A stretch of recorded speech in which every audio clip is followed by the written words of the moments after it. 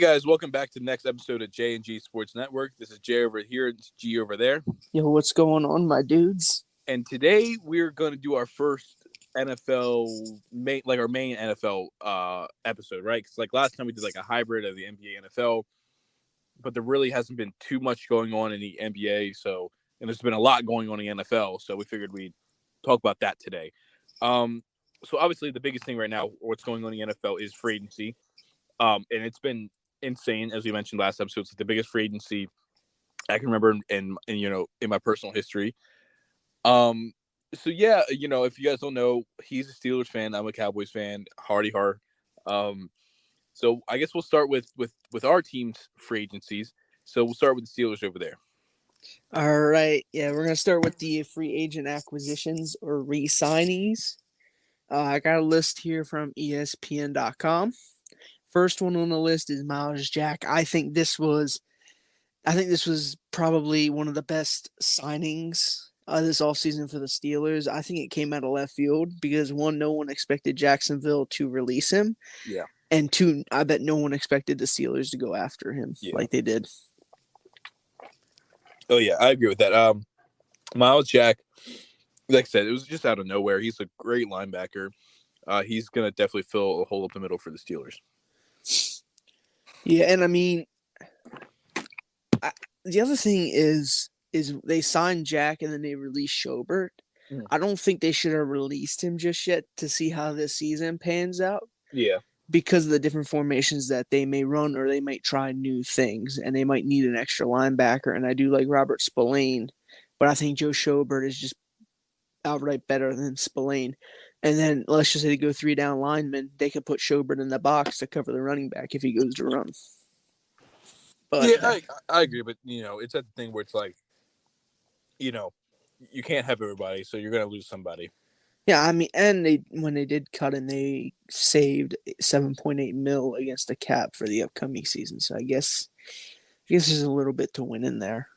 Yeah. The next signee is James Daniels, the offensive guard who I believe played for the Bears beforehand. Yes. I think this was a good move, especially with the O-line being as terrible as it was last year. Now they were majority rookies or first, second-year players, but I think bringing in some veteran offensive linemen to beef it up is going to really help what they're going to do. And maybe with getting Trubisky, maybe we go offensive lineman in the first round. I wouldn't be opposed to it. I personally think if Kenny Pickett's still there, you want to grab him, but I think this is not the strongest quarterback class, so I don't think it would be a bad thing if you took offensive line first round, because like I said, I think people, I don't want to say forget, but they're really not understanding the full value that James Daniels will bring for you guys, because he's a great lineman, he's a great guard, interior lineman for you guys, and I think people will just overlook the offensive line too much. Oh, yeah. I saw a video on TikTok. It's that, I forget what his name is. It's that Ravens fan that's very annoying. And you know who I'm talking about? Yeah, Lee Hoopin, yeah. Yeah, well, he said when the Dolphins signed Teron Armstead to that giant deal, he was like, I know it was like a parody, and it wasn't, he wasn't being truthful. Let's hope not. But he was saying, why would you pay an offensive lineman that much? I'm just like, you can't start a football game without offensive linemen. Yeah, no. Let's be real here. Your quarterback doesn't get passing yards or rushing yards without the offensive linemen. Unless you're Joe Burrow. I mean, yeah. Then you go to a Super Bowl without an offensive line. Mm-hmm. Next on the signee list is I can't pronounce his last name, so I'm not going to say it, but it's Gunner. He played for the Patriots the last couple seasons. Yeah, it's our boy Gunner Olszewski, or whatever. Yeah. I mean, we did need a return guy because of Ray McLeod departing. I mean, depth, a little bit of depth at wide receiver, because I mean, now we got Deontay, and that's about it. Yeah. That's another thing that I hope they go after. If they don't go after offensive linemen, then wide receiver in the draft. Yeah, I completely agree. Because what are you guys' receiver room looking like? It's what, Claypool, Deontay Deontay Johnson. Well, I don't know. It's Deontay, Claypool, and then from there, I have no clue who's even playing wide receiver for us. Well, we got Gunner, so he's probably going to be in there at wide receiver 3. Yeah, at this point, yeah. Depending on what they do. But put Eric Ebron at receiver. No, we don't even have Ebron anymore. Oh my gosh. I don't think we do because I think he was a free agent. I'm not 100% sure on that. Not 100% sure. We still might have him, but at that point, put Ebron down the block and put Freiermuth out at tight end. Put him out the slot. Yeah. Next is Montravius Adams, defensive tackle. I mean, he filled in for Tyson Alualu when he got injured. I think we got him about a little bit halfway through the year. I mean, he had 3 quarterback hits, 1 tackle for loss, 8 tackles in 5 games. I mean, he was solid to not have them run up the middle, and I feel like getting Alualu back, he's gonna be a good backup. Yeah, he just slide in there. Rotational defense. Yeah. Next is one of my personal favorites, getting Levi Wallace. Now, I say that because when Levi Wallace played at Alabama, Mika was the safety, and they did a lot of stuff together, creating plays. And I hope that translate over to the Steelers because it got that chemistry. Mm-hmm. Next is Chuama Okorafor. I think this was a great re-sign. Oh, you're talking about the tackle? Yeah, offensive tackle. Okay. Okorafor. Yeah, I mean, bringing him back, I feel like he's gotten better as the season's gone on. And, I feel like we could put him in there, and he could do good. I mean, he was a 2018 third-round pick. He had some solid performances, and I guess he had a standout game against Myles Garrett. So, I mean, if you can block Myles Garrett, that's saying something about you, I believe. Yeah, you can block pretty much everybody then. Yeah. I mean, I like the re-sign 3-year, $29 million deal. I think he's worth it. He probably will keep going and improving as the seasons come on. And he'd just be a good stand-in tackle for now. Yeah, I mean, even if we don't have somebody and he develops, I still think that's going to be one of the top things. Another offensive line move. We signed Mason Cole to a 3-year deal. He did play. He played 32 of 46 games with the Arizona Cardinals before he was traded to the Vikings prior to last season. He started 7 games with Minnesota, including 3 at right guard. I mean, I feel like we could put him at center, and then let's just say Kendrick Green is not doing that well at guard. We could switch them around. I feel like he could be a versatile guard center type of lineman that we could move him around if need be. But, I mean, I like this signing. It boosts the offensive line again for someone who has been in the game and knows about, what goes on. Yep, for sure. Next, the second biggest, in my opinion, Mitchell Trubisky. Mitch Trubisky. Me personally, I absolutely love this pick. Love this pickup. And my reasoning is he's better than Mason. He's better than Haskins. Yeah. And he's probably, in my opinion, one of the best free agents out there. He took a Bears team under Matt Nagy to the playoffs. Now, he did have a really good defense. But you're not going to make it to the playoffs solely on defense. We've seen that with the Steelers a couple years ago when we had to go through the Mason and Duck season. Yeah. I'm just excited to have someone other than Mason in there to be quarterback. I think, especially with Trubisky, I think, obviously he wasn't great in Chicago, but I think he got a lot of unnecessary hate that came to light and people realized it wasn't him. Like, wasn't all him. Once Justin Fields came in, because Justin Fields wasn't great either. But that offensive scheme in Chicago is it's terrible. The coaching's terrible. I mean, now hopefully it should get better. They lost Nagy. They let go Nagy, but I'm excited to see what Trubisky can do in a offense different than Chicago. You know what I mean? He's in a new situation, a new place. Hopefully, he can do better. Yeah, I know what you're saying. A place that actually wants him to thrive and do good. Yes. Yeah. And I feel like the year under Josh Allen really helped him to develop a little bit, which I think is one of the big things. But yeah, I think this is kind of like one of them low risk, high reward. He starts, and let's just say we make the playoffs and we make a run with Trubisky. Hey, and then in my opinion, I feel like if he's there, I think either take Kenny Pickett first round. If he's not there, take a lineman or wide receiver. Then we get Sam Howell in the second round if he's there. That's just what I think we should do. Yeah, definitely. Next is safety, Miles Killebrew. I mean, he was more of a special team guy. Yeah. He had some moments in there, but it's just... He's not really much here. Yeah, he's just... I shouldn't say a spot filler because he came in, I think he made a couple plays, but he's just there to be a backup. You know what I mean? Yeah, and there's nothing wrong with that. You know what I mean? You gotta have 52 guys in your roster. Yeah, and I mean it says he yeah. We also signed cornerback Arthur Mullet to a 2-year deal. I feel like he could be a good slot defender if we need him there. Mm-hmm. He had 47 tackles in 16 games, including 5 for loss. I mean, he's not going to be the Mike Hilton that we had that I wish we would have kept. Yeah.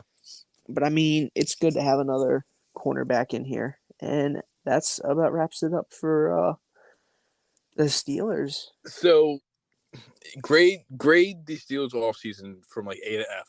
How do you think it was? I think it was a solid B. So far, I think it's a solid B. I feel like it could have been worse, but I also feel like we could have done better. I feel it's around a B. Now I'm gonna. Who do you think realistically? Who do you think they could have signed that might have made it from a B to an A? Teron Armstead. That's fair. That's definitely valid. They might have been going after him. I don't know, but if we would have got Armstead in here, and let's just say we don't sign Ben Mason, or the you know what I mean, and we bring in Armstead, I feel like that would have pushed it to a B+ to an A. Yeah, and also if we can get Honey Badger, that would push it to an A in my opinion. Yeah. All right, let's hear the Cowboys then, Paul. All right, so I'll be honest. The start of Cowboys free agency was a straight F. I understood they were trying to clear up cap room for sure and end it with like the 7th most in the NFL. When we were negative to go into the offseason, so they definitely did a great job there. But we lost, like they were cutting everybody, they were trading, blah blah blah. I really really didn't like it. But since then, I think it's elevated. Things have gotten better. So we can start with obviously we had traded Amari Cooper to the Browns for like a 5th and a 6th. Yeah, like, not very absolutely much. Anything. And then the Browns ended up restructuring his contract anyway. But that is what that is. We lost Randy Gregory to the Broncos, who originally he had re-signed with the Cowboys, and then last second Stephen Jones tried to come in and change up some of the contract details. So Gregory basically told him, "F them, I'm going to go somewhere where that'll actually pay me the money." Because I don't know if you are aware, but they tried to, because Gregory's been struggling with suspensions ever since he got drafted. So they were trying to add a clause into his contract where if he got now, correct me, I might be a little off. I know the gist, but I might be a little off. But if he got suspended, they could void his contract. So he was like, "No, I want to get guaranteed money." So he went to the Broncos. Let's see here. We lost Connor Williams. Thank God. Offensive guard, just terrible. I hate it. He literally every time we'd have a big play, they call back as a holding. Call back. I'm like, yeah. And that's kind of it of like the major free agents we lost. So to start though on the re-signing is obviously we started with Michael Gallup. Re-signed him to a big contract, and I love it. He is coming off an ACL, but from what I've been hearing and reading, is that there's a possibility he comes back next season either only missing a few games or maybe not even missing any games at all. So he's on a really good track to get back. And I think with him back, it's going to be him and CeeDee Lamb kind of fighting for that receiver 1A, 1B role. I guess, we did lose Cedric Wilson too to the Dolphins, which is going to hurt a little bit because like we went from one of the most depth field receiver rooms to like now we kind of have two guys, but you can only throw the ball to so many people. So it is what it is. I'm sure we might draft somebody in a later round. The second one, which I love and I'm glad they were able to get this contract done, is Jaron Kearse, the safety. They re-signed Malik Hooker earlier in the offseason, which I enjoyed. Our secondary just needs tons of help, and Kearse was one of the few bright spots of it last year. And they got him for cheap. 2 years, $10 million. They got him for cheap. He balled out last year. He could probably do the same. He is almost 30. He was like 28. But like I said, last year, I know in the, obviously we lost the game, but he did his thing against George Kittle. So it's like, how much more can you ask from this guy? You know what I mean? Let's see here. Next was this one. I mean, like for the value of it is all right. Dorrance Armstrong, we lost Gregory, so he's going to come in and be a rotational pass rusher. But 2 years, $13 million. He's not, like I said, he's a rotational guy. He's not going to offer you too much. Then, I think our most recent one, we just re-signed our all-pro punter from last year. Don't forget all-pro. He was an all-pro. All-pro. Can't forget it. Yep. So he was great for us last year. People were kind of undervaluing the punter. I think paying a punter over $3 million a year and letting go some of our other guys was kind of weird, but he's good. So I mean, he's making more than I think Leighton Vander Esch. Yeah, something like that. Like it's weird. And then of course we re-signed the prodigy, Jake McQuaid, the long snapper. That's the man. Yep, LP Lazador was our long snapper for like 40 years. I feel like. So once he retired, we were kind of like, oh, we got to find somebody, and Jake McQuaid's going to be that. He's got for like 15 straight years. You got to keep getting 1 year deals. Just what it is. I mean, hell, the long snapper, in my opinion, is the best position to be in. You come onto the field for minimal plays, you get almost $1 million to just do that and be good at it. I mean, oh yeah, you get to block and hit. What more do you want to do? Yeah. Like I said, I mentioned earlier, Malik Hooker. He kind of the start of the season last year was kind of weird because he was coming off I think it was Achilles injury. So he was kind of in and out the start of the season. And then towards the later part of the season, he really started coming on. So I am pretty happy we re-signed him. This next one, Dalton Schultz. I'm hit or miss about it because I like Dalton and I'm glad we kept him, but I don't like that we franchise tagged him because I think that's like $10 million we just paid to him for one season. And, that's a lot for Schultz. That's like top, obviously it's franchise tag. It's top end, tight end money. And he's just not on the same level as guys like Kelsey, Waller, Kittle. He's just not on that level. But it's only 1 year. So what are you going to do about it? I mean, and with losing Amari Cooper and then having CeeDee Lamb and Michael Gallup come in, that could open up some opportunities for him to be more of a pass catcher and maybe elevate his game a little bit more from what it is. Yeah, and just like the next one, we re-signed Noah Brown to a 1 year deal. Noah Brown's just kind of been buried on the depth chart because of how good a receiver room's been. So, he always plays pretty decently in preseason. So now, going into the season, he's probably going to be receiver 3. So he's going to definitely get the opportunities to show off in what he's got.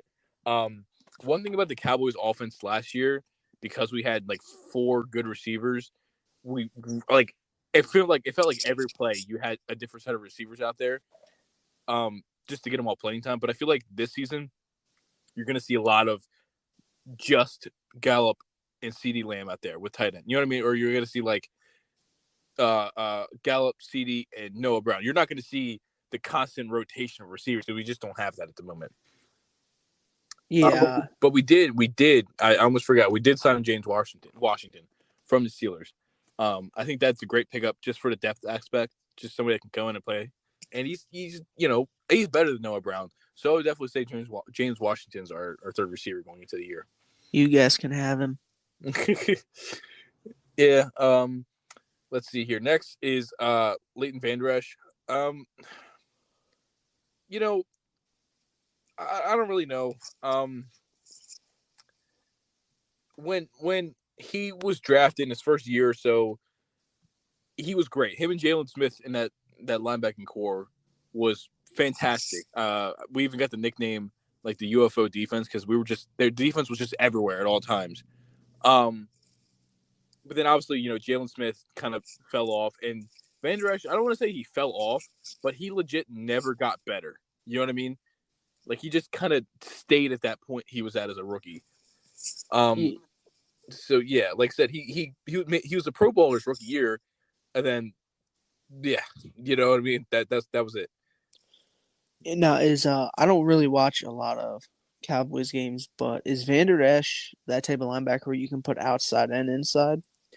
Not really. He's not very good at cover. He's kind of a up the middle tackler, run stopper type of. You know what I mean? Like he's not great at really anything. He's just you know what I mean. Like his rookie year, he was very explosive at attacking the ball carrier, and now he's just like he'll make a play. You know what I mean? I don't know. It's kind of he's just kind of there now. Do you think he's worth the $3 million? Yeah, because I don't know anybody else we could have put in that's better. Especially with Jabril Cox coming off that, I think it was ACL or something like that. So I don't think we really had anybody better we could put in there. I mean, you could sign the free agent out there that we talked about. Yeah, but it's Dallas, and as we all know from Dallas, they don't go out and sign big name free agents at all, ever. That is true, just like the Steelers. Yeah. So we talk about our acquisitions. I mentioned earlier James Washington. So I definitely, I'm a fan of that. Now, this one, I was pretty upset about the whole Randy Gregory situation, how that happened. But signing Dante Fowler helps smooth it over, doesn't fully smooth it over. Obviously, Dante is not as good as Randy Gregory, but I think the only thing we really needed because of our two main edge rushers are going to be DeMarcus Lawrence and Micah Parsons, right? But I think you want to have rotational pass rushers. That way, Micah can play off ball too. I don't think you want him as an every down pass rusher because he's just too good all around the field to like stick him in that one spot. I think he's a guy you want, depending on the formation, to be either rushing or back in coverage, or you know what I mean, it's like a free floater. Yeah, I can understand what you're saying. And getting Dorrance Armstrong, that's going to help keep Micah Parsons possibly out of the box and back in coverage because we've seen that he can keep up with some of the wide receivers in the league. Yep. So now you have Lawrence on one side, and then your rotation of Dante Fowler and Dorrance Armstrong on the other side. So I'm not really too upset about that. Overall, to talk about our offseason, I even forgot to mention we cut Lyle Collins, who just signed with the Bengals. That was a big one. I'd give it maybe a C if I'm being generous. We lost a lot of, and we brought in okay players in return. You know what I mean? Like we got rid of stars to bring in role players. Yeah, I can understand that. I feel like the one that really hit you guys was the Amari Cooper deal. But I think it's between Amari Cooper and the Lyle Collins.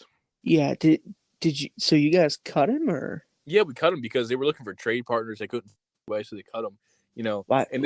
This is not my Cowboys bias, but Collins is one of the best tackles in the league. I know, like, he kind of had some injuries the past year or two, but when he's playing, he's still one of the best tackles in the league.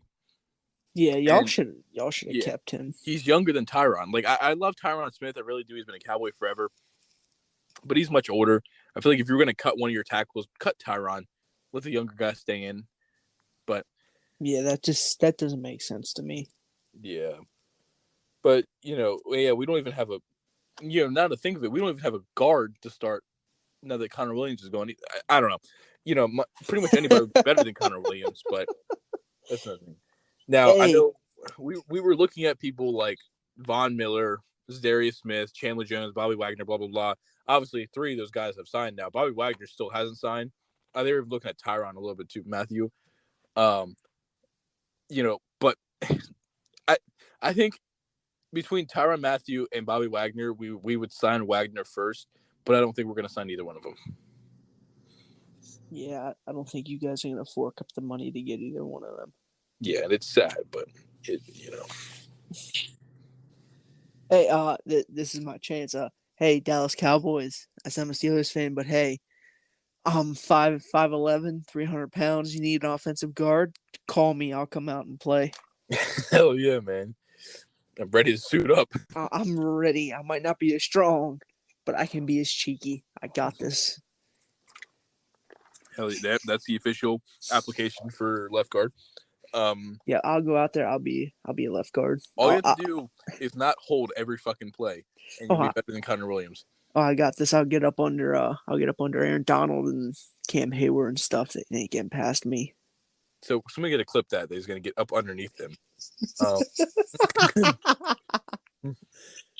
Okay, so I have a list here of all the free agent signings. Obviously, we don't have to talk about all of them because some of them are very insignificant signings.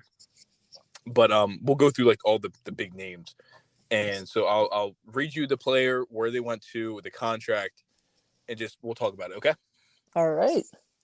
So now, and then this is just the way they're listed off. So Von Miller, going from the Rams to the Bills on a 6-year deal worth $120 million. That's a lot of money, especially to a guy that's 32 years old already. Yeah, he's gonna last 2 more years. Yeah, maybe 3. He ain't lasting no 6 years. No, I think the only reason the Bills offered him that contract was to guarantee he'd come play there. Oh yeah.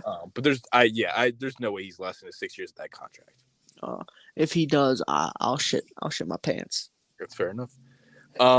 Next is let's see, J.C. Jackson going from New England to the Chargers on a 5-year deal worth $82.5 million. That Chargers defense is stacked this year. Yes. They're looking to win the division, and I wouldn't be surprised if they did. Yeah, I mean, you got what they traded for Khalil Mack. They signed J.C. Jackson. You already have Joey Bosa and Derwin James. That, I know they don't really – corners are an issue, and linebackers are like inside linebackers, like off-ball linebackers are kind of an issue.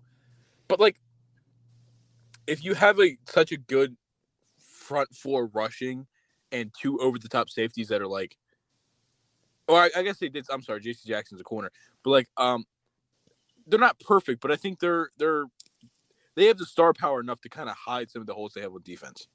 Oh yeah, and I mean they got a young guy in Kenneth Murray Jr. who is coming off of an injury last season, who was in and out. I feel like he's going to step his game up and he's going to provide them with that middle linebacker that they need.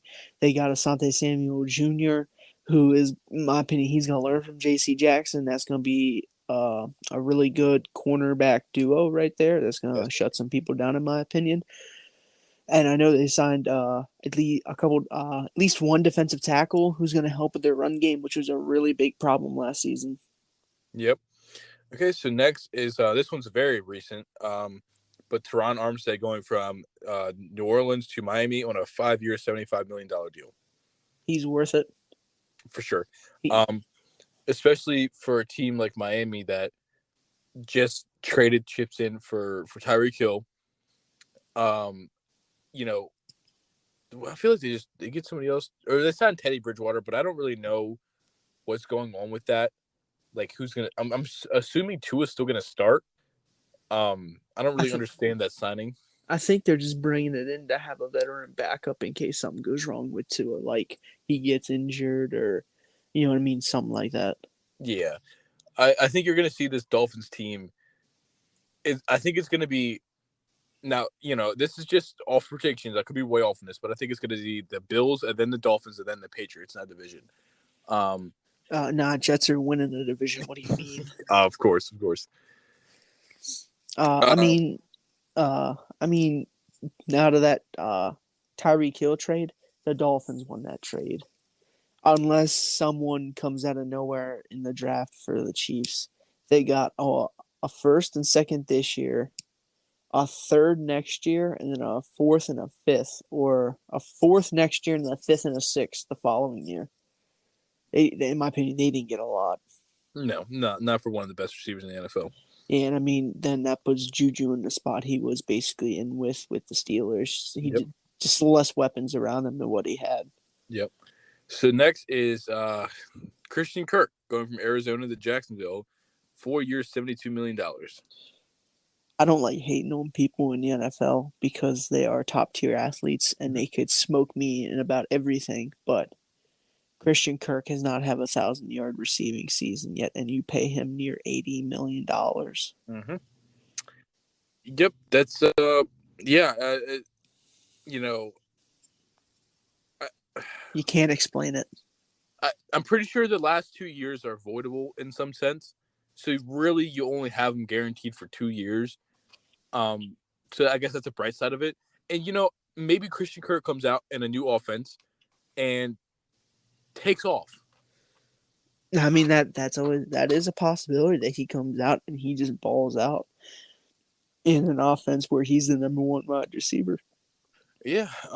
So I'll leave it there. I think we talked about that a little bit in our last episode, so I don't want to harp on it too much. Next is one I kind of already talked about with the Cowboys is Gregory going from Dallas to Denver on a 5-year, $70 million deal. I think it's fine for the Broncos. Gregory's not this like Pro Bowl, All Pro pass rusher or anything like that. He's fine. He's a good rotation. I mean, it'll put some pressure on the other side for somebody like Bradley Chubb, but like, it's not like it's not a crazy signing.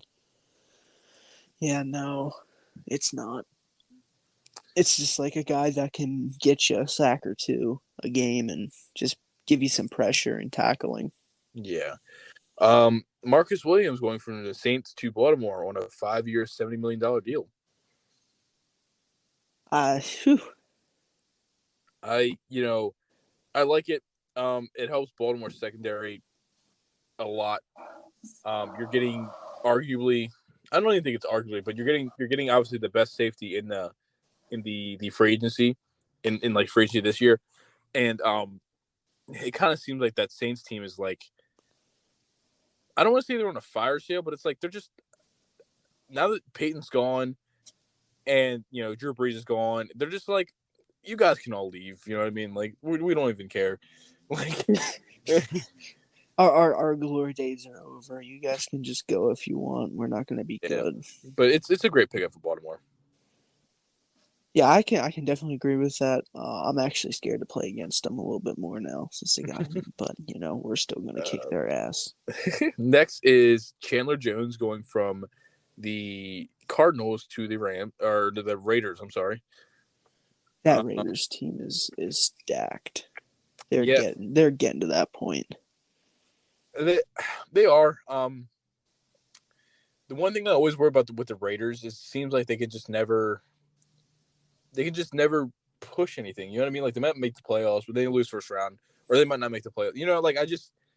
The team, no matter what they have, they just can never really seem to put it all together. But they brought in a lot of talent this offseason, so this could be the year they do it. Yeah, maybe they make a push, but I don't know. Just with everything going on, the Raiders, Henry Ruggs with his killer speed. I just don't know when someone's going to make another mistake on the Raiders. Yeah. Because, they already had John Gruden. They had Henry Ruggs. I don't know. It's a good team, but there's just so much stuff that's probably going to go wrong. Yeah. Next is Brandon Sheriff, the Sheriff himself, going from Washington Commanders to the Jacksonville Jaguars on a 3-year, $46 million deal. 3-year, $49 million. It's good for Jacksonville to get a really good guard, interior offensive lineman to protect Trevor Lawrence. that's really all I can say about that. He's better than what they got there. He is pretty good. Most linemen are better than what they got there. That's So very valid. It's very valid. And, maybe that'll help open up Christian Kirk because Trevor Lawrence will have more time. Yeah, and maybe it'll open up like James Washington or Travis Etienne. James Robinson? Yeah, James Robinson. That's what I said. You said James Washington. I said James Robinson. Open him up some holes or Travis Etienne. I think Etienne's on the Jags. Yeah. Okay. Now, next we go to a former Jaguar, and Allen Robinson, going from Chicago to the Rams on a 3-year, $46 million deal. I mean, I feel like that's a really good pickup for the Rams. That gives them more receiving. Not that they really need it, but it gives them another weapon out there to put aside. But they might need it though because they traded Robert Woods. Yeah. And they haven't re-signed Odell. Yeah, so they were kind of just sitting with Cooper Kupp at that moment. I am kind of surprised they haven't re-signed Odell just yet. I'm not sure if they even will because I think I saw some talk that he's looking at other teams now. I think he still wants to go back to the Rams, but I think now he's starting to look at other offers. You know what I mean? Or want to go to other teams too. Yeah, so. I mean, I would too. I mean, they haven't re-signed you yet. Or I don't even know if they really offered him anything. I mean, I'd go out and look in somewhere. Hell, maybe he signs with the Chiefs. Yeah. Okay, so next we go with the linebacker Foyesade Oluokun going from Atlanta Falcons to Jacksonville Jaguars for 3 years, $45 million. I think obviously he's not as good as Miles Jack is. I don't really know what you're getting out of Oluokun in that defense. Do you want him to play Mike? Do you want to play outside? I just don't really know where he's going to fit on that defense because they kind of need it all. I mean, it's just one more piece to the puzzle, I guess, if they ever put the puzzle together. Yeah. Next, we can go to Hassan Reddick going from the Panthers to the Eagles on a 3-year, $45 million deal. As a Cowboys fan, I'm a little worried about this one. Hassan Reddick is a nasty ass pass rusher, and especially now that we cut Lyle Collins, he's going to eat Terrence Steele's lunch every week we play them. I mean, at least you only got to see him twice. Yeah, but that's 2 more times I really want to. But it's the Eagles. Come on, they're going to choke. Yeah. Next, which is one I was hoping Dallas would pick up, but again didn't offer, is Darius Smith going from the Packers to the Vikings, going to a division rival, for 3 years, $42 million. Darius said, "I see you, Aaron. You're just gonna take your money. You don't care about the rest of us. I'm gonna do the same. I'm going to the Vikings, and I'm coming to rip your head off." Hell yeah. Now, crazy report I saw the other day. Now, I don't know if it's actually going to happen, but it's the Vikings were looking at trade offers for Danielle Hunter and would cut him if they couldn't find him. Are you serious? Yes. Now, I'm gonna be honest. Defensively, Danielle Hunter's your best player outside of Harrison Smith. Why do you cut your best pass rusher? I mean, I don't know, and I mean especially with adding in Zadarius Smith. Yes, because that's going to make it nothing but easier for Danielle Hunter. Yeah, I don't know. It's the Vikings. Yeah. Anyway, it's the Vikings. Now we're starting to get down into some signings, so I'll kind of skip over some that aren't really eye-popping. Yeah. Justin Reed going from Houston to KC. He's been a pretty good safety for Houston the past couple of years, but he's in Houston, and they really haven't been relevant in the past 2 years now, outside of the off the field stuff. So I think people kind of forgot who Justin Reed was. I think now that you put him in KC, potentially filling Tyrann Mathieu shoes, you'll see him. People will see how good he really is because he's on more of a national scale now. Oh, yeah, I can understand that, but I still think Tyrann Mathieu leaves a giant hole to fill on that defense. Yeah. Oh, Alex Kappa goes from Tampa Bay to Cincinnati. the Bengals are doing whatever they can to re-sign or get Joe Burrow an offensive line. You basically bring in a whole new right side of the line in Kappa and Lyle Collins. Obviously, Brady's going to miss having stout offensive linemen up the middle. But, I think that's a great pickup for Cincinnati. Oh, definitely. I mean, especially when Joe Burrow was sacked like 70 times in a regular season. Yeah, pretty much. That's 20. That's like 30 times more than he should be. Yeah. It's just insane. 70 times, I think it was, and then like almost 20 in the playoffs. Yep. Go down here to Jameis Winston re-signed, 2 years, $28 million. I think it's fine. I think before he got hurt last season, he was playing great, and they were like 5-2, and then once he got hurt, they just dropped off a cliff. Yeah.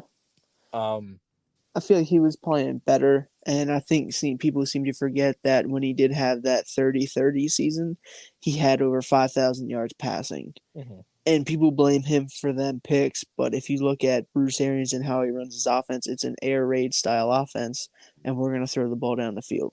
Yep. I think it'd be good for Winston. I think he's going to prove himself as a starting quarterback. We kind of already talked about James Daniels. Leonard Fournette re-signed. Not really much there. Miles Jack kind of talked about a little bit. Trubisky. I'm not really seeing Cordell Patterson re-signed. And actually, I saw a stat that I think Patterson's played for 9 seasons for 5 different teams. This is the first team that's offered him a second contract. That's crazy. And he deserves it. He balled out last year.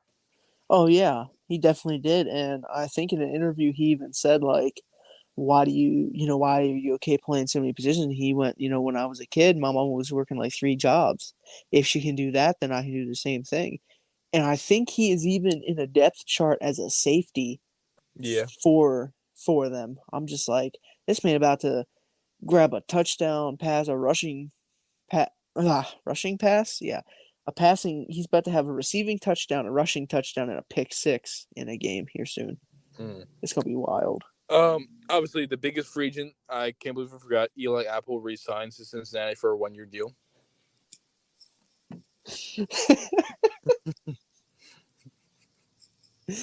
The man that wants all the smoke and then gets smoked. Yep. Let's see. Going to the team that they beat in the conference championship, Juju goes from Pittsburgh to Kansas City. They can have him. Yeah, they can have him. Juju at the beginning of his career, when he had Antonio Brown and Martavis Bryant, he could put up numbers because he had someone on the opposite side that was taking pressure from him. Once Antonio Brown left, he was number one receiver. He couldn't do it. Now then again, I think that was the year Ben got hurt. So we had Mason and Duck, but even then you still gotta do your thing. And then when Ben even came back, I don't think Juju's what everyone cracks him up to be, and it's really going to show in the Chiefs' offense, especially if they can't get another wide receiver in there. It's going to be him and Kelsey. He's not going to be able to do what Tyreek Hill did. Yeah. Okay, so now here's a big one. Michael Thomas, Cincinnati for a 1-year deal. Michael Thomas just went to Cincinnati. The free safety Michael Thomas that's already been in Cincinnati. I thought you meant the Saints Michael Thomas. I'm just like, what? Bro, don't need another weapon. About to line Michael Thomas up at tight end with this shit. Yeah, no, I saw it was a safety. I was about to say. Man, I was about to lose his mind. How many more weapons does that man Joe Shiesty need? Yeah. So yeah, then we can that's kind of like all the big name ones. There's just smaller guys, but it's like, we can look at some of the top free agents left that have not been signed yet. There's quite a list on this. Yeah, I mean, I got the article up here. I mean, we got Tyrann Mathieu, who we talked about. I'm surprised he hasn't gotten somewhere yet. Yeah. I mean, he's just a ferocious safety that can do about anything you want. Mm-hmm. Then we got Odell Beckham Jr. He did have that ACL tear, but I still feel like at 29 years old, he can still perform to where he needs to be. Then we got Stefan Gilmore, who's he's still a good corner. He was just Defensive Player of the Year a couple years ago. Exactly, like he's still a good corner. I mean, shit, Steelers, throw him a contract offer. We need him. Dwayne Brown, offensive tackle, he's still here. I mean, he's good, and I feel like he could go in for a 1 or 2 year deal and help a team out. Hey, Cowboys, offensive tackle here for you. Yeah. We got Bobby Wagner, who there showed some declines, but he's still a really good linebacker, middle linebacker. I don't care who you are, who you're going up against. He's a really good linebacker. Now we got Jadavion Clowney, who, I mean, he didn't really – I don't even really think he eye-popped last season across from Myles Garrett. No, he really didn't. I don't know. I just think he's not cracked up what everyone thinks he should have been compared to what he started out with. Yeah, people got a wrong perception about him very early on, and it destroyed his career because people had the perception, because he was drafted number 1, that he was this, that he was this generational edge rusher. You know what I mean? But he never had or was that. He was always just a very, very, very good run defender. Like, he could pass rush, but he's always been a really good run defender. So when he came into the NFL and he wasn't putting up double-digit sacks every season, people were like, oh, he's a bust, blah, blah, blah. And, well, yeah, I mean, I guess he, from what his expectations were, he was a bust. He never was meant to put up double-digit sacks every season. That's just not what he was. He was a tackles for loss guy. Yeah, he was someone that could get into the backfield and disrupt that run game. Yeah. So now I have a thing here we can do. I'll read down through some of the bigger, older name free agents, and I want you to tell me if you think they'll even sign, or they might not get signed. They might be done. Okay. Okay. Julio Jones, 33 years old.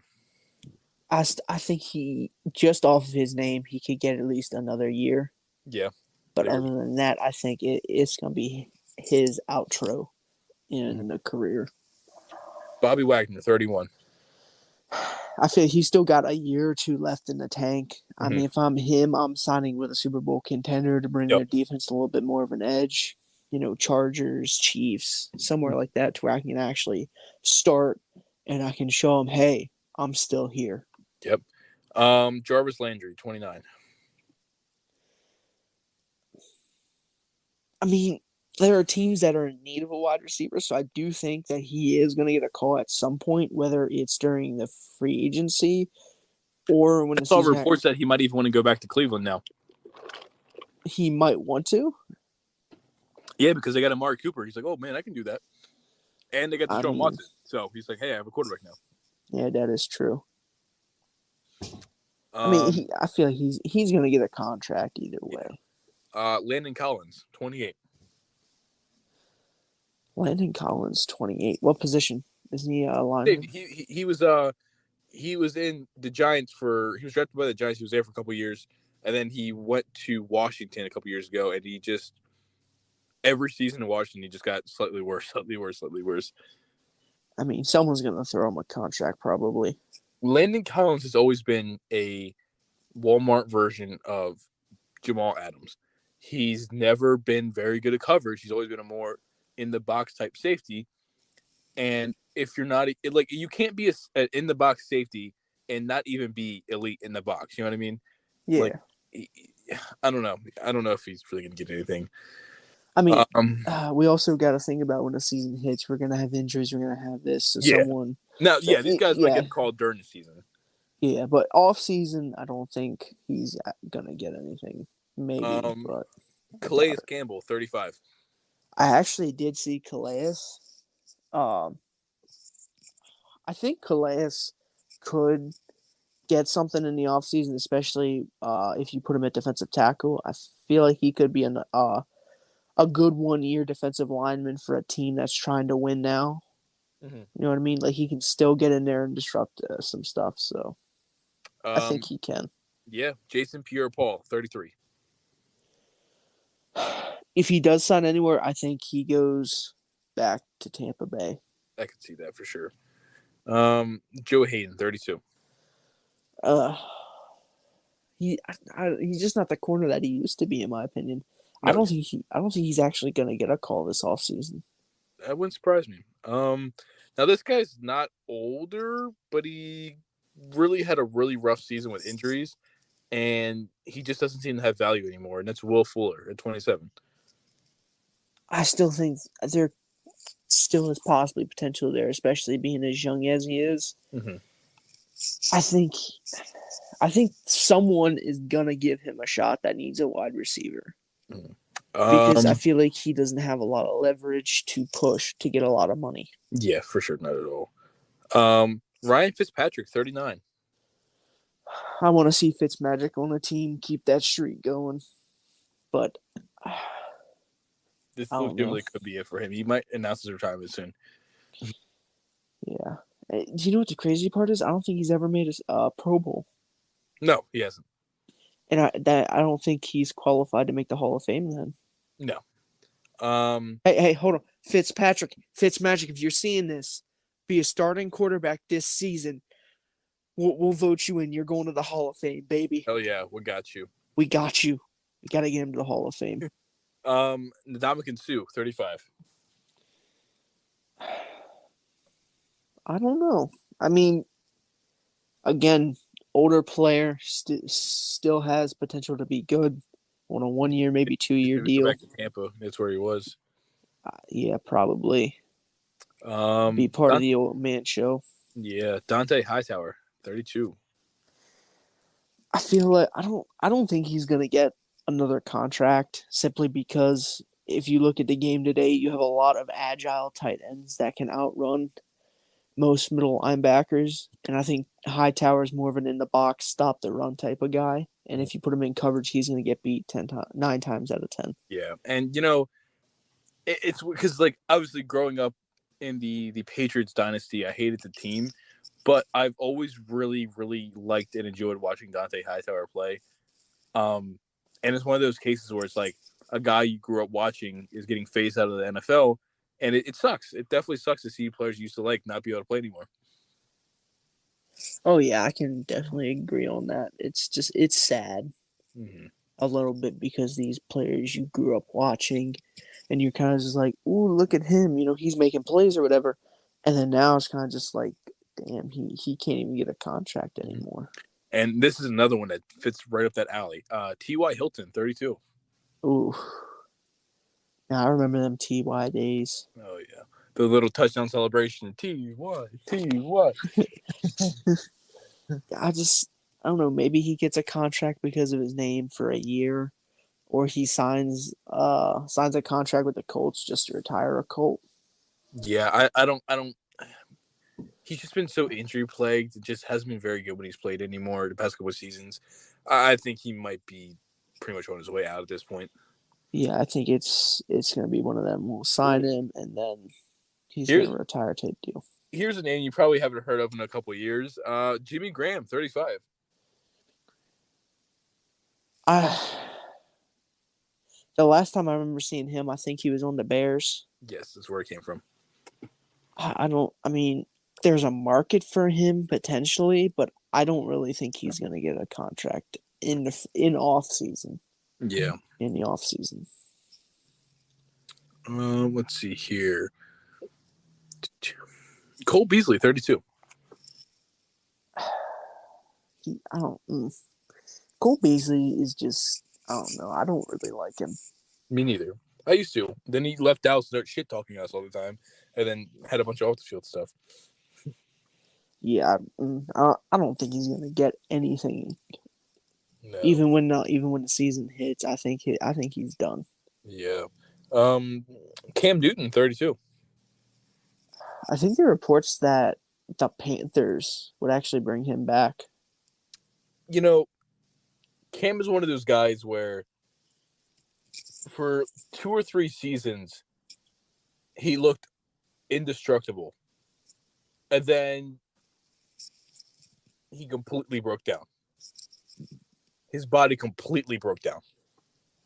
Because he's being a 32-year-old quarterback, typically still have 4 or so years left in their body. But just the type of quarterback Cam is, he just doesn't have that. Yeah, and I think with the play style he is and with the way he's been performing, especially when you get past 30, it's hard for teams to look at a quarterback and say and bring him in to be a starter. Mm-hmm. You know what I mean? Like you got guys that are 30 that kind of prove themselves a little bit like, hey, I can start in this league and put up decent numbers. But the past couple years from Cam, it's just not been there. Yeah. How about this guy? This is a guy that kind of had a breakout season and then really fell off a cliff. Is Philip Lindsay? He's only 27. I think there are teams that need a halfback that might throw him something in the offseason. If not, it's going to be one of them. He's going to just wait, and then there's going to be an injury that happens, and then he's going to get called, and then he's going to come out, and then he's going to show him why he should have been signed in the first place. I remember that year for Denver, and he just completely, undrafted guy who's completely broke out, and people were like, "Oh man, here we go, Denver from their running back," and then you just didn't hear from him ever again. And then he was on Houston, and then he was just on Miami, and it's like, this guy that was, I think he might have even been a Pro Bowler that year. He just fell off the face of the earth. Yeah, I wonder if that was it his fault because they're not playing that well, or did Denver just do the stupid thing and just trade him away? I'm seeing if I can pull up because I don't know. It's been a couple years now. Because I mean, if he got traded away, I can kind of understand that because you just had a Pro Bowl year, you're on a high rise, and the next thing you know, they just trade you away, and it's kind of just like, why'd you trade me? Yeah. Let's see if I can. Oh, it just says career earnings and stuff. I don't really want to do that. Hold on, let me see if I can. Because, like I said, I mean, it was only 2018. I think he was undrafted, so it's like he's barely been in the league anyway.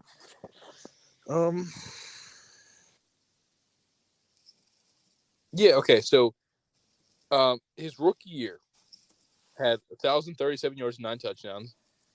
His second year, he had 1,011 yards, 7 touchdowns, and then he dropped almost 100. He dropped over 100 carries his third year, and only had 502 yards and 1 touchdown. And then he was in Miami, and did nothing. Had 119 yards and no touchdowns, and then was on Houston this past year. Had 130 yards and 1 touchdown.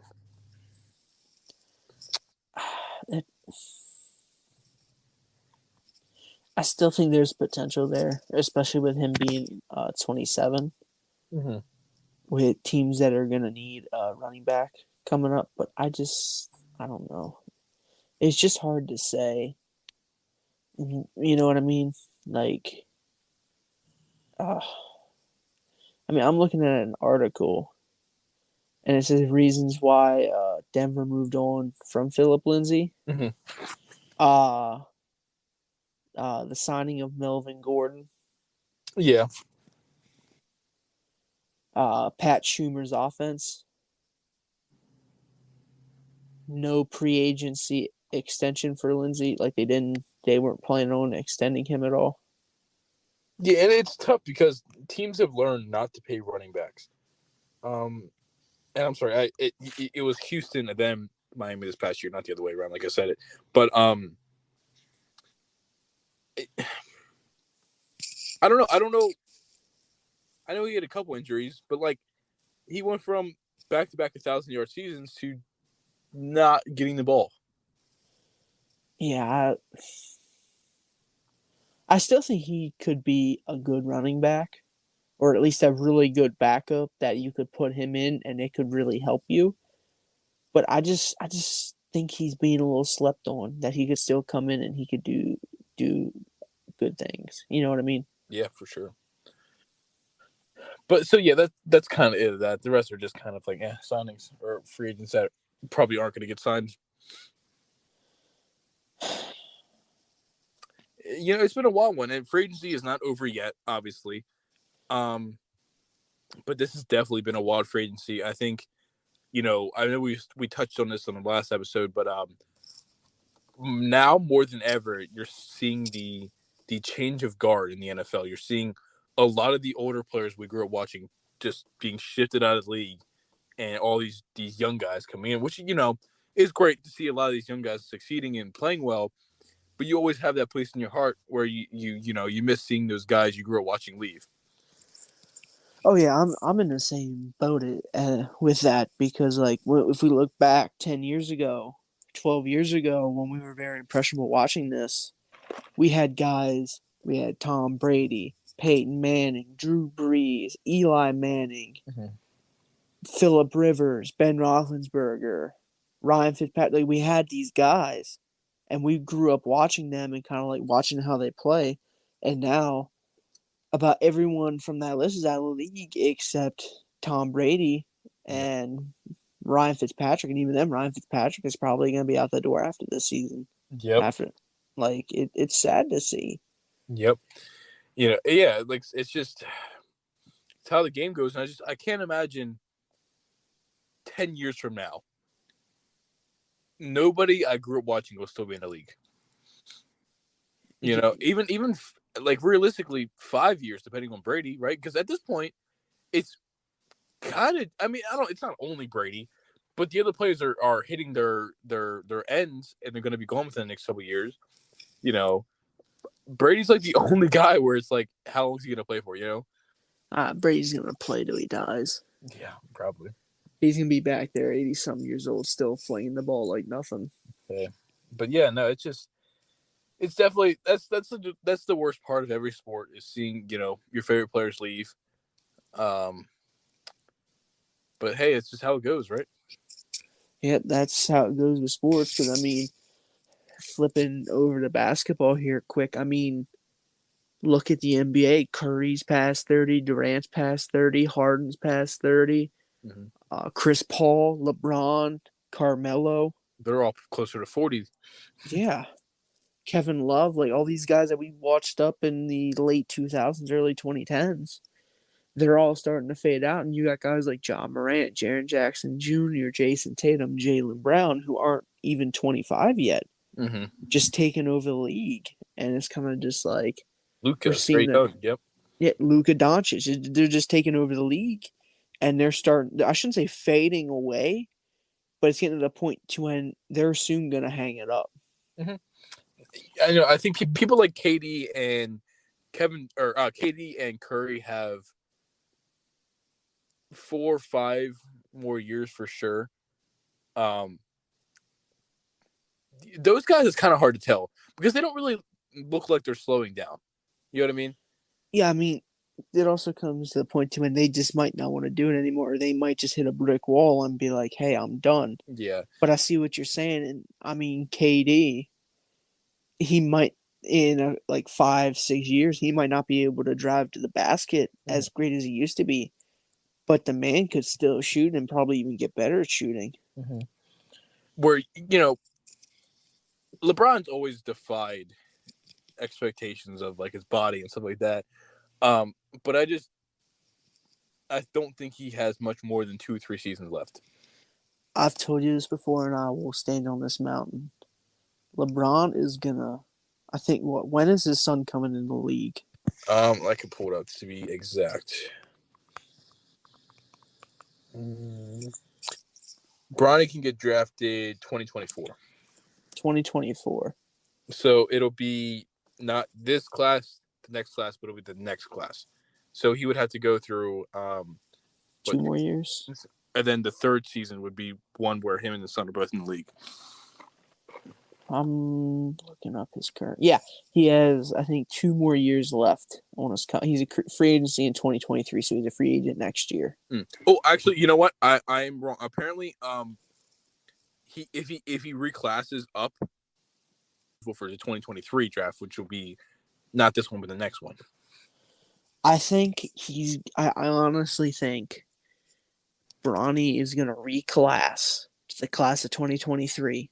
LeBron's contract is going to be up, and he's going to sign with whatever team drafts Bronny. because he wants to play with his son for 1 year, and then he's going to retire. Well, apparently, I just found this article here. LeBron James affirms plan to play final NBA season with Bronny. I've been calling it for years. Los Angeles Lakers forward LeBron James on Saturday reaffirmed his plan to play his final season in the NBA with his oldest son Bronny on a team he ultimately lands with. So I Bronny's gonna get picked. Bronny's gonna get. What were you gonna say? Sorry. I was gonna say. I guess what's gonna happen is wherever Bronny gets drafted, Bron's gonna sign to like on a 1-year deal. Yeah. That would be some shit. What if he gets drafted by Cleveland? What if he gets drafted by the Lakers and LeBron's gonna go back? LeBron be like, nah, bro, sorry, I ain't doing that again. Sorry, I know you're my son, but I ain't going back there. I can't go. He goes to Miami. Oh, sorry, bro. Hey, yo, Celtics, draft him. Right. Trade up and draft him. We'll take LeBron. Tatum, right. Bronny. Ooh, you'll draft Bronny at first overall just to get LeBron. Not even for Bronny, just to get LeBron. Oh hell yeah, get him in there for a year. Our fucking shooting guard Jaylen Brown, small forward Jason Tatum, power forward LeBron James. Mm-hmm. Oh, that'd be a goated lineup. We win in a championship. Super team. Let's go. Rob Williams at center. Man, look at that team. You're really gonna keep at me with that Rob Williams? Hey, he has proved everybody wrong this season. He has. I will give him that. He has. He has stepped up. I've been a fan of his in general, mm-hmm. but not a fan as a starting center. That's the only thing that I got to say about him is because of the height. But he's just been defying the odds. Mm-hmm. In my opinion, he's been like a better Montrezl Harrell. Yeah. So I guess that'll be something because, the way it's going right now, Bronny's definitely not being taken first overall unless – and I don't think a team's going to do this, but like some team might be like, oh, well, if we take Bronny, we get LeBron. So do we take him early? But then it's like you take Bronny first overall, you get Bron for a year, and then you're left with the guy that probably wasn't worth the first overall pick. You know what I mean? Yeah. Like, I think Bron is because like he's still young and he's playing on a Sierra Canyon team, which is just always stacked, but he just hasn't been great. Yeah, I mean that's the one thing that you gotta say is like these people travel to these different schools for high school basketball. Like us in Pennsylvania, we had a guy that played for Trinity. He left Trinity in Pennsylvania and he went out to Sierra Canyon to play with Bronny. Oh wow, I didn't even know that. Yeah, Chance Westry. If you want to look him up, Chance Westry, he went to school in Pennsylvania at Trinity. Okay. And then he left for Sierra Canyon. What's his name? Chance what? Oh, Chance Westry. Oh, okay. Oh, okay. That's not even that bad. Yeah, I think he got close to winning a state title with Trinity. And then after his sophomore season, he left for Sierra Canyon, and I think he's committed to play basketball at Auburn. Yeah, that's what I see here. I'll be honest, I don't really watch high school hoops. I don't either. The only reason why I knew about him was because he went to Trinity. Yeah. But yeah, no. So, going back, like I said, a lot of the people we grew up watching are phasing out of the NBA and the NFL and just professional sports in general. But that's just how the cookie crumbles. That's how the world works. You kind of have to live with it. Father Time is undefeated. Yeah. Yep. Unless you're Brady. And LeBron. Yeah. Hell, even MJ had to take a couple years off to go gamble. People aren't going to like that one. I mean, at least MJ didn't get suspended. Yeah, right? On the Calvin Ridley type beat. That's going to be something when he comes back. Yeah, he's going to come back. There's going to be no team there anymore. He's going to be like, huh. He's going to walk in and be like, who are you? Who are you? Who are you? Yeah, they're going to they'll draft a quarterback 6th round, and Mariota will just not be good. And he'll come back to a 6th round pick starting a quarterback. Nah, I know who they'll start at quarterback. The man's Felipe Franks. I have never, and I mean this with a true passion, I have never gotten more frustrated watching a quarterback than Felipe Franks. Why? Because he sucks. And he's one of those guys that sucks. And then they think they're so good. Like I'm all for having confidence in yourself, for sure. But I've never seen a guy constantly trying to be a playmaker, scrambling around the backfield, blah, blah, blah, blah, just to fucking throw 5 feet to a defender's hand. Felipe Franks, he doesn't sit well with me. Did you know LeBron's middle name was Ramon? No. Yeah, it's LeBron Ramon James Jr. Ramon. Ramon, yeah, Ramon. Raymone, Ramon. All right. Because they're calling LeBron RJ.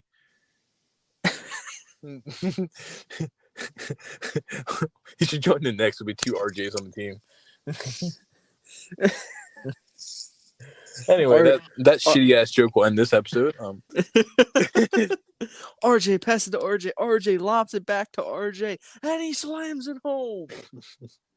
RJ to RJ. Oh man. I can't wait for the day, opening day in the NFL. Tua's gonna drop back and throw a 60-yard pass to Tyreek Hill to start the season. They'll be all celebrating, and there'll be a flag on a play, holding left guard number 52, Connor Williams, replay first down, and then they'll cut him immediately. Or Patrick Mahomes drop backs to pass. He looks off Kelsey, looks at Juju running down the side of the field. He throws it, and it's intercepted. Juju stopped halfway up his route to do a TikTok dance. I'm not really sure what he's doing there, Joe Buck.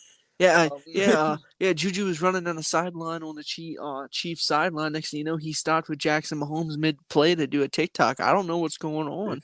I know I sent that meme to the group chat earlier of it's like what Tyreek Hill when Jackson Mahomes and Juju want to do a TikTok. He's like zooming off, getting the hell out of town.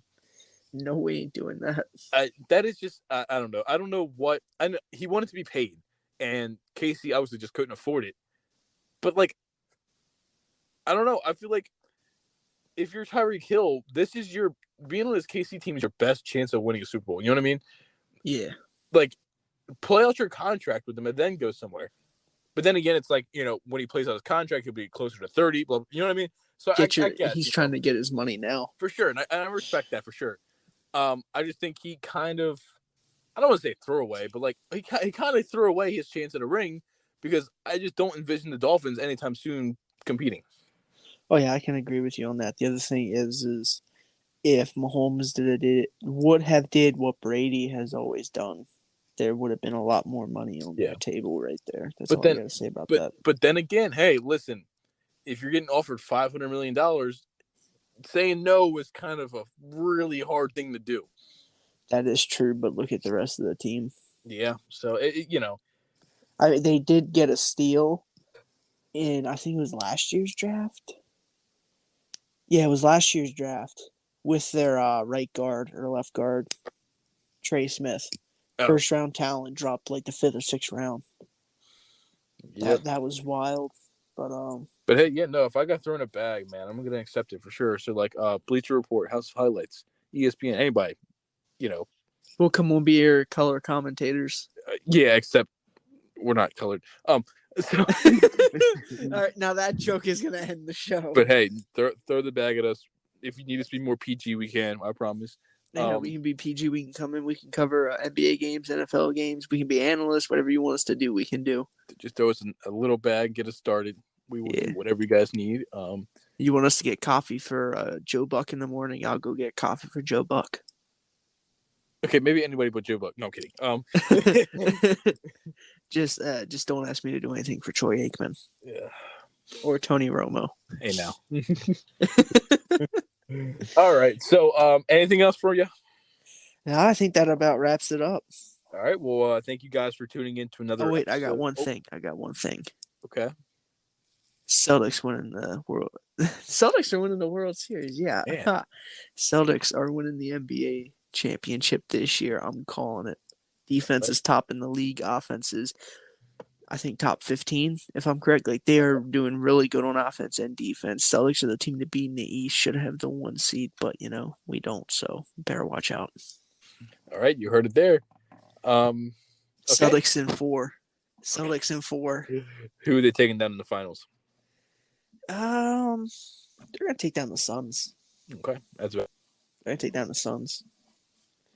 Devin Booker is going to look across. He's going to see Jaylen Brown, Jason Tatum, and Rob Williams just staring him down. And Chris Paul's going to be like, my guy, I got nothing. And then Jason Tatum's going for 50. Jaylen Brown's going for 35. And Rob Williams is getting a quad dub. All right. I'm calling it right here, right now. All right. We all hear it. All right. So thank you guys for watching. It's been another episode of the J&G Sports Network podcast. We will catch you guys probably either this weekend or early next week, I'm assuming, probably. We'll get that. We definitely have to find ourselves a schedule to post, you know what I mean? So we're posting on the same couple of days, but we'll figure that out, We got a long way to go. Yeah. All right. So, yep, it's been J&G Sports Network. It's Jay over here, G over there. Y'all have a safe one. Yep. See y'all later. Peace.